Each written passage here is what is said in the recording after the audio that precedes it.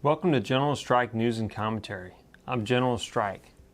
Today I'll be talking about how the working class and poor have been manipulated into fighting each other. I hope this episode will shed some light on how we are being manipulated by the owners of this country and cause some of you to change your outlook on our reality. Divide and rule, or divide and conquer, has been a long-standing tactic to rule, and it goes back to antiquity. Sadly, we're all victims of this attack, and most never realize it.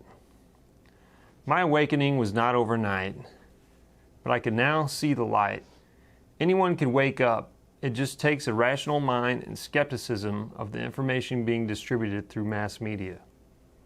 They're using propaganda to misinform, manipulate, and divide us.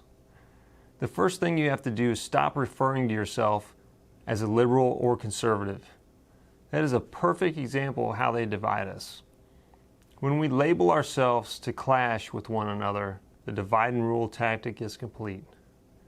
Once we label ourselves, the separation competition has begun, and we will never link up in solidarity to fight the true enemy. I'm 44 years old. When I look back at my childhood, I never heard my parents or family talk about who was liberal or conservative. They were the working class, and that's how they had identified. This liberal and conservative nonsense we fight over is a few decades old, and it's the favorite tactic our owners use to divide us. If you're a Generation X, born from the 60s to the mid-70s, take a moment to think about how you became so consumed by your identification as a liberal or conservative. I guarantee you it's a recent development. Unfortunately, all the people after Generation X have grown up in this divisive environment, so they cannot think back of the days the working class didn't fight over ideology. I lived through the Reagan Presidency, and decades later, I look back at it with disgust. Reagan was patient zero to the supply-side neoliberal policies that has the lasting effect we are living through today. From the free trades, abolishment of tariffs, to the massive tax reduction that transferred the wealth of our nation to the rich. I could go on and on about his attacks on unions or his trickle-down economics that told people, you'll be better off once the rich have more money because it will trickle down to you. What I would really like to single out is the repeal of the Fairness Doctrine by his FCC chairman. This single act of repeal by a 4-0 vote to a policy put in place back in 1954 has changed America for the worse. This doctrine mandated that broadcast networks devote time to contrasting views on issues of public importance. This policy was put in place because lawmakers feared three main television networks, NBC, ABC, and CBS, could use their broadcasting license to set a biased public agenda. Does that sound familiar? Well, their fear has been realized.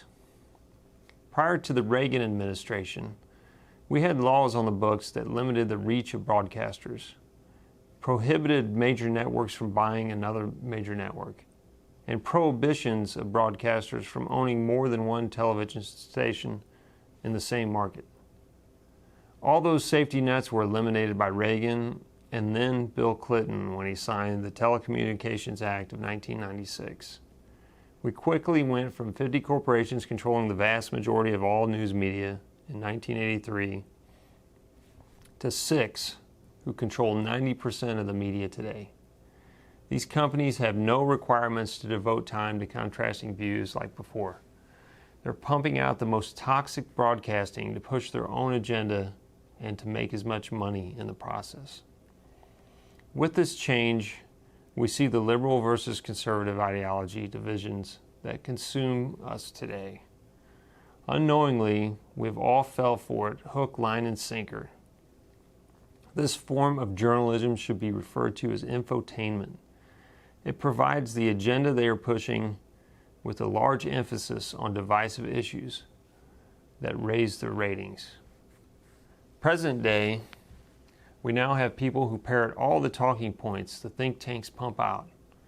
You hear things like small government, lower taxes, gun control, welfare queens, privatize everything, gender identification, and others, but you get the idea. It's all nonsense meant to divide you from your neighbor or push an economic agenda to put more money in the hands of our owners. They don't want us to unite and fight against them.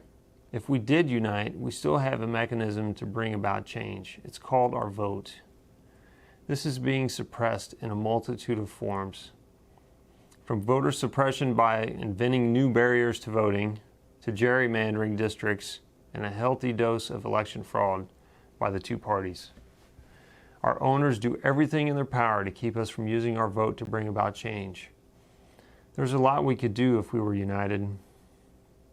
We can make clubs for each congressional district and report what they do. Then we could summon the representatives to town meetings and reflect the popular opinion in each district.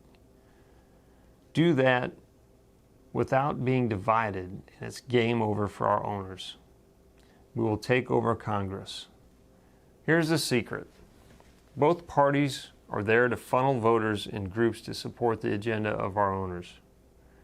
The only difference in each party is how fast they bend their knee when the corporations want something. You have the GOP, which gathers votes on religion, anti-union, pro-guns, anti-abortion, taxes, size of government, and war. Then you have the Democrats that gather votes on unions, taxes, gun control, pro-abortion, the size of government, and war. Both parties represent major corporations and donors. They do not represent us. If you choose a party based on the groups above, you're being misled in order for them to gain your vote. They represent the owner elites.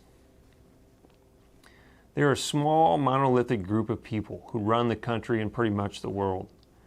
They're a diverse group of extremely powerful people in various industries who ultimately make all the important policy decisions. Their only goal is for them to get more and for you to get less. We have free trade agreements which negate a country's sovereignty in order to facilitate the profitability of large corporations. They have rules that allow them to sue a country if they interfere with their ability to make a profit. This allows them to sidestep your environmental laws or regulations. Currently, the USA is being sued by TransCanada for $15 billion because we didn't approve their Keystone Pipeline. Thanks, NAFTA. Sovereign nations are a nuisance to them. They already own all the land and the corporations. They have long since paid for the Senate, the House, and all the state houses and city halls. They have the judges in their back pockets. They own all the big media companies controlling all the information you hear. They want more for them and less for us. It's time we all wake up and realize how bad we are getting screwed.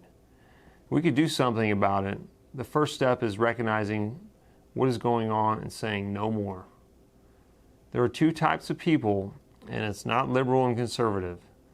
The two types are the powerful and the powerless.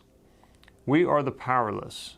It's about time we start standing together instead of letting them divide us. So quit squabbling on issues that don't matter and unite together. We could bring about change if we can say no to the propaganda that is dividing us from one another. Next time you read or hear the news, remember what I said. Try to figure out if the issue they are presenting is meant to divide us or could benefit a group in some way. We've all heard the line, follow the money. Usually that's a good indicator someone is being misled. Follow the money and stay skeptical. Liberal and conservative is a lie. They have been telling you since the Fairness Doctrine was killed in 1987. You are the working class and the poor. It's time we stand together and put an end to our ownership. I'm General Strike. Thanks for watching. Sorry it's been so long since my last video.